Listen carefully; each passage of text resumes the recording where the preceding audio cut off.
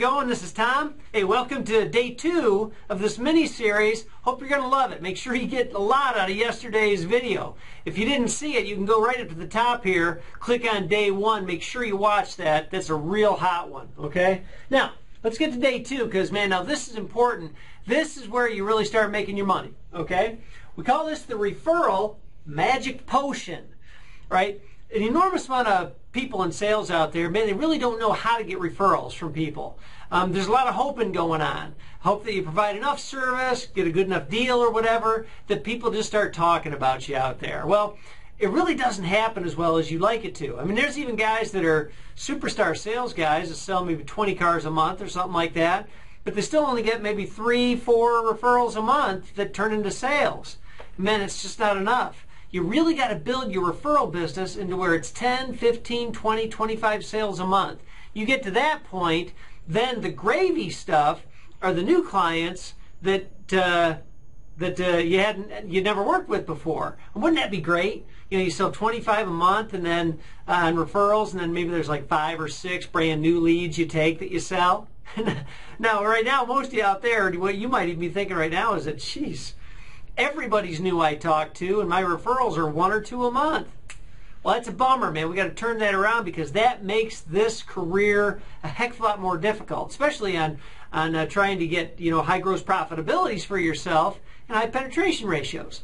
So let me show you the magic. Now, it isn't even all that difficult, but you have got to make certain you do it just like I tell you. Okay? First off, let's take a look. Again, back into VSM. We know we begin with discovery, right? We begin with discovery because we got to discover what the 2 major problems that exist for people. So once we do that, and then once we really start sharing in stories, like I mentioned on yesterday, we end up building the trust factor, right? So the trust factor is built. Once the trust factor is built, then we know we can get to our presentation. And what are we presenting? That's right, our package of extraordinary benefits. It's those things that will benefit the client most on what we have to offer, us individually, sometimes what we add as a dealership, but mostly what we're going to promise people about how we work and what they're going to get about how we work. All right, so once we give that presentation, we ask people, all right, so does that sound like a service you'd like to do business with? Or we say, so does that sound like somebody you'd like to do business with? Or we say, so does that sound like a way you want to buy a car? Right, so we're always looking for the positive affirmation so we get our first soft close. That's when this happens. We ultimately will get into the works and the finish, but that's not for this particular video. But we've got to get some type of positive affirmation that they say, yeah, that's how I'd like to do business. You see, we're getting people to say, yeah, I want to buy from you. That's the soft commitment, okay? Now, once we get that positive affirmation, which we do nearly every time, then it's a positive response to that. Then we've got to prepare the referrer to give us the referral. We're about to prepare this client that, guess what? We haven't picked out a vehicle yet. We certainly haven't sold them one or anything. We don't know their budgets, none of that stuff. But right now, we're going to prepare them to give us referrals later on. And by the way, they'll give you referrals even if they don't buy something from you. So we got to prepare them. Now, the key is, how do we prepare them? All right, well, first, let's make sure we get back to what we talked about here. Discovery, we've built the trust factor. We've given that, right, so we understand the problems, and we give them the presentation. Look, this is how I do business. Straightforward. We make sure you find the right vehicle, because we don't want you in the wrong vehicle. And if we decide we don't have it here, I'll either find it or I'll tell you where to go get it yourself. Right? If you say something like that, they're well prepared for you. So I'm going to grab my water here. All right, so we get that positive response, and now we prepare them. I broke down a couple of ways we're going to prepare them. Let me get on this side. All right. So in quote, here we go. And we say, oh, and by the way, Bill, as long as this goes well, I'm going to ask for a couple of contacts later on. And really, it's because most people need a friendly voice in the car business, and I want to be that voice. I know I can be. So will that be okay with you if I ask you in a bit? What's he going to say? Remember, trust is already built. You haven't presented a car. You're kind of building up momentum to all the good stuff. And in the midst of it, you say, by the way, as long as this goes well, it looks like it's going to go pretty well here, Bill. I said, I'm going to ask you for a couple of contacts, later on, when we're all done here.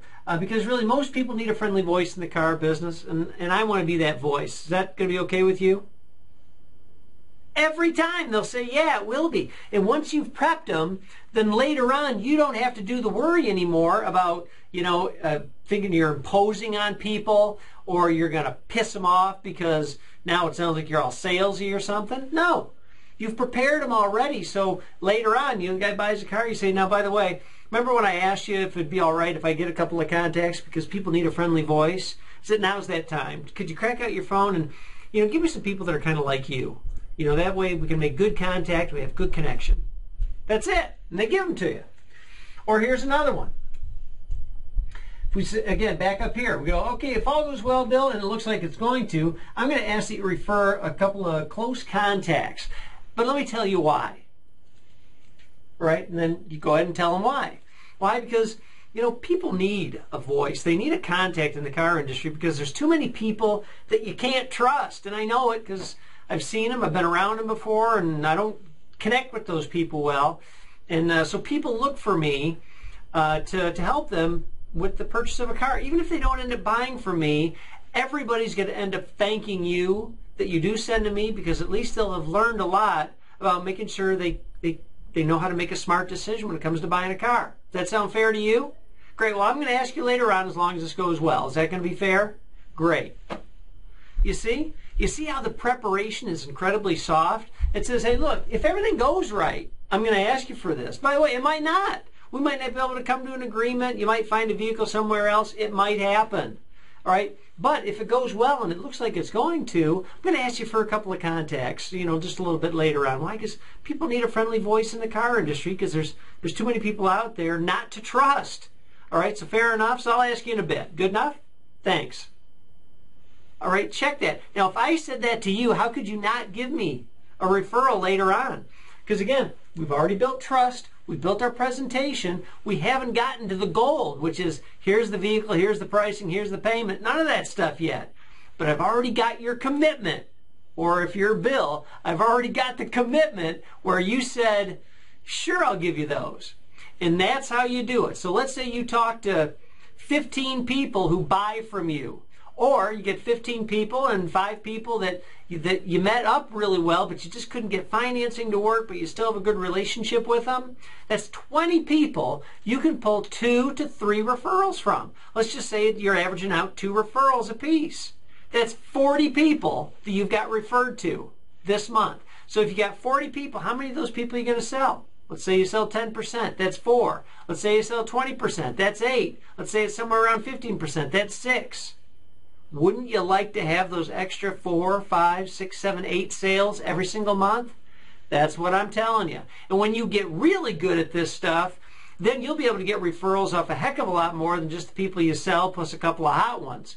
You'll be able to get them off people you run into the street with or people that you... I told a story the other day on here, and then I'll cut out. This video will be over. So I told a story the other day. I went out on an early Friday morning, and I went and mowed part of our grass. We had purchased a building, and we crushed it next door because we needed the property space. Well, anyway, the grass and weeds were starting to grow up. So I got out there early because I wanted to make sure that I got rid of that grass. All right, so I'm out there with a zero-turn mower, and I'm not paying attention other than just doing it. It's early, so not a lot of cars on the road. Well, this truck pulls in around me, and I see him. He gets out, I wave, I'm still on the tractor, it's loud and everything, and he goes like this, he makes a pointing thing, and so I shut it off, and I go, hey, man, how's it going? Sorry, man, I didn't see you were wanting me or what the deal was. He said, man, you just blew out the window in my car. I said, what?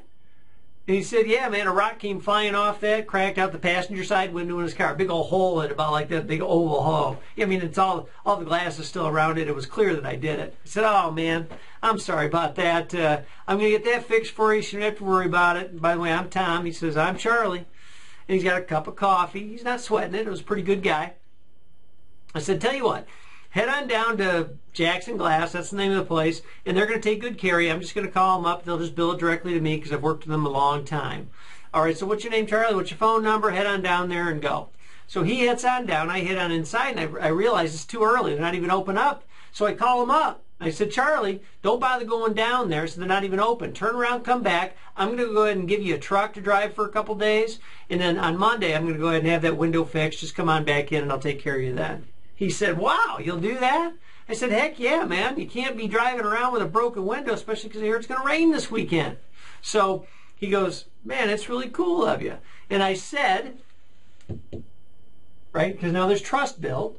Now I said, all right, and by the way, frankly, Charlie, it's just how we do business. Why? Because, frankly, it feels like that's the type of guy you are too. Is that, man, this is just about doing the honorable thing, doing the right thing. It's not about legal and libel and all the stuff and insurance and rules and blah, blah, blah. It's just about doing the right thing. You were just driving by. A rock smacks off my lawnmower. Of course, I didn't mean it. Shoots out your window. Of course, I'm the guy that should be paying for that, getting it taken care of, and I don't want you inconvenienced. So drive the car. By the way, that's how I do business. So just so you know this, is that as long as this whole glass thing kind of works out well, and it will, because I know those people forever, is that I hope you don't mind, but I might ask you for a couple of contacts because, you know, people need friends in the car business, and you need people you can trust, and, man, it's hard to find them, you know, and I know it. So, I'd like to be that voice for anybody that you know that might need some help, even if it's knowing where to go to find financing that works out well for them, or whatever it is. I'm glad to help if you know somebody like that. He says, matter of fact, I do. And my brother Benji, he's actually looking for a vehicle. He's got bad credit. I said, let me help Benji. If I can't help him, you know, get financed or whatever, I'll at least tell him where to go so he can. Fair enough? Great. So what happens that afternoon? Benji comes in. I sell him a Ford Ranger. Why? Because I can get anybody financed, you know. And so you see, is that's how referrals work. I just prepped him for what's going to do based upon the fact that I built trust, and then I prepped him for asking for referrals, and then he just gave me one right out of the box. He didn't even have to come back on Monday. You see what I mean? So anyway, there's the magic. You never know where these referrals will come from, but they can come from everywhere as long as you build trust into your presentation, get positive response, and then prep people for the fact that you want to be the voice inside the industry. You got it? That is the magic potion for building a career that's, man, really worth building, which means you'll ultimately live the life that's due you. Man, the one that's worth living, right? Anyway, this is Tom. Check out the third video tomorrow. And again, if you missed any of these along the way, you can still backtrack to look at them again, or to look at them if you haven't seen them before. So check out the third one tomorrow. This is all on me. It's all free. Hope you dig it. This is Tom Vann. Talk to you soon. Contact me anytime you want. Adios.